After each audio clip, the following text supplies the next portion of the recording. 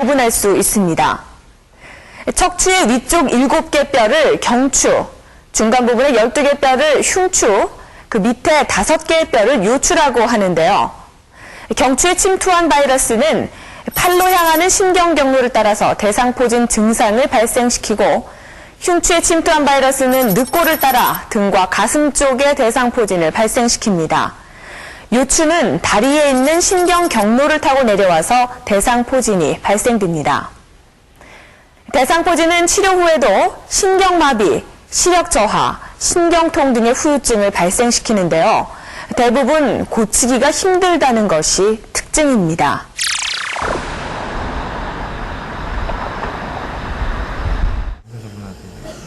지난 8월 극심한 어지러움을 호소하며 급히 응급실로 입원한 원영희 씨. 그녀의 얼굴은 안면마비로 인해 균형을 잃은 상태였다. 귀 속에 생긴 대상포진은 안면마비로 이어졌다. 오른쪽 눈은 감기지 않고 입은 왼쪽 방향으로 돌아갔다. 언제부터 이렇게 돌아가셨어요? 열이 쳐서부터인가? 입 돌아간 게.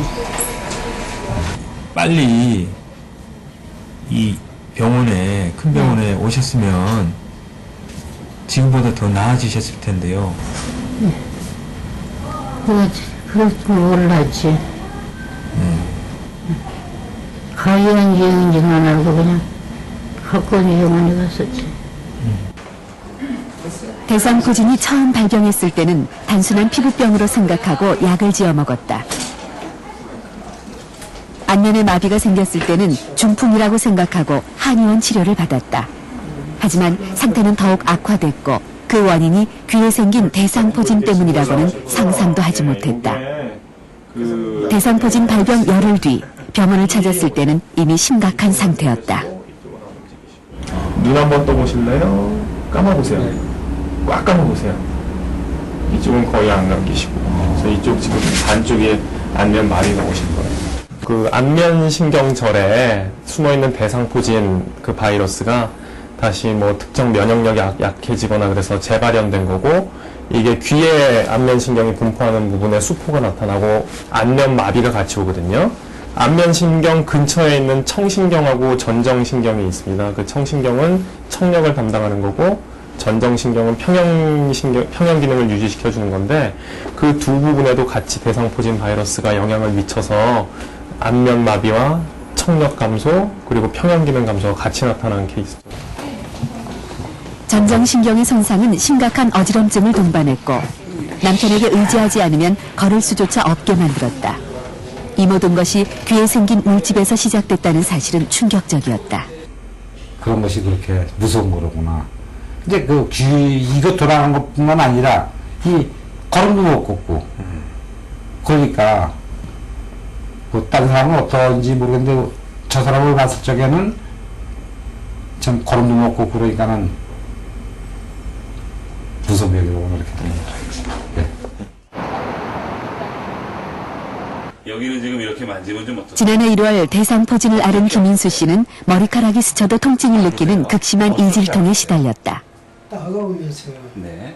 아마 각막염 예상치 못한 후유증은 또 생겨났다. 보통의 경우 눈에 하얀 백태가 생기고 시력이 현저히 나빠진 것이다. 드물게는 자, 이거 보이시나요? 안 보입니다. 자, 이거는요. 거림자만 아, 대상포진은 원래 가슴이나 배 쪽에 많이 침범을 하는데 15에서 20% 정도의 환자에서는 뇌신경을 침범하는 것으로 되어 있습니다. 뇌신경을 많이 침범할수록 많은 시력 저하를 동반하는데 특히 첫 번째나 두 번째, 3차 신경의 가지를 침범하는 경우가 그 시력 저하가 많이 있는 것으로 되어 있습니다. 김인수 씨의 상태는 얼마나 심각한 것일까? 우리는 김 씨와 함께 전밀 검진을 받아보기로 했다. 먼저 시력 검사와 함께 각막의 손상 정도를 살핀 뒤 눈의 감각이 얼마나 마비되었는지 검사했다. 그러니까 뭐가 닿는 느낌이 나지요. 느낌이 이렇게 있어요, 그죠? 응? 자.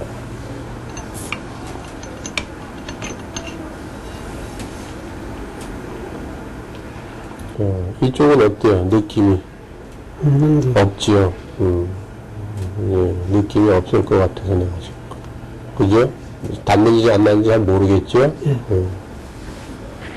대상포진 바이러스가 눈을 침범했던 것 같고요. 근데 그런 경우에 각막염은 일시적으로 한 번 생기고 마는 게 아니라 계속 뒤끝이 있어요. 그래서 상태가 좀 호전됐다 또 악화됐다 그게 반복될 수가 있고요. 어르신 같은 경우에는 특히 또 하나 이제 보이는 게 눈의 감각이 굉장히 많이 무뎌져 있으죠. 그래서 반대쪽 눈하고 좌측 눈을 비교해 보면 좌측 눈의 감각이 많이 무뎌져 있거든요. 근데 눈이라는 구조가 우리가 뭐 티가 들어간다거나 상처가 나면 통증을 느껴야지 상처가 아물지, 만약에 통증을 못 느끼게 되면 상처 자체가 아물게 지연이 돼버립니다. 대상포진 바이러스는 신경에 치명적인 손상을 입힌다. 뇌신경 중 하나인 3차 신경은 눈과 코, 입으로 연결되는데 특히 눈과 연결된 3차 신경에 바이러스가 침범할 경우 시신경을 손상시킬 가능성이 높다. 이럴 경우 시력 저하와 함께 안구 질환의 회복도 더디게 만든다. 김 씨의 눈으로 침범한 대상포진 때문에 각막염이 계속 재발하면서 눈에 백태가 생긴 것이다. 상처가 나게 되면 염증이 생기잖아요. 근데 그런 염증이 오랫동안 지속이 되면 흉터로 남게 됩니다. 그 다음에 또 염증이 있는 정도가 표면만 아니고 표면보다 조금 깊은 조직까지 염증이 침범을 하게 되면 어떤 경우라도 흉터가 남을 수가 있어요. 계속 재발하는 염증 때문에 이를 치료하기 위한 양막 수술을 2차례나 받았다. 하나도 안 보이세요? 네. 잠시만요. 잠시. 좀 손가락이 왔다 갔다 하면 잠시만요. 어디 제 손가락 여기. 하지만 여전히 시력은 회복될 기미를 보이지 않고 있다.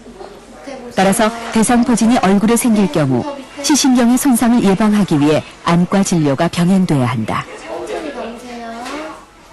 그 눈을 침범하던 간에 얼굴 주위에 대상포진이 발생했을 때는 안과 진료는 필수입니다. 눈에 침범을 해서 증상이 나타나기 전에 미리 확인하고 미리 조치를 취하는 것도 굉장히 중요하기 때문에 미리 확인하고 하는 게 꼭 필요합니다.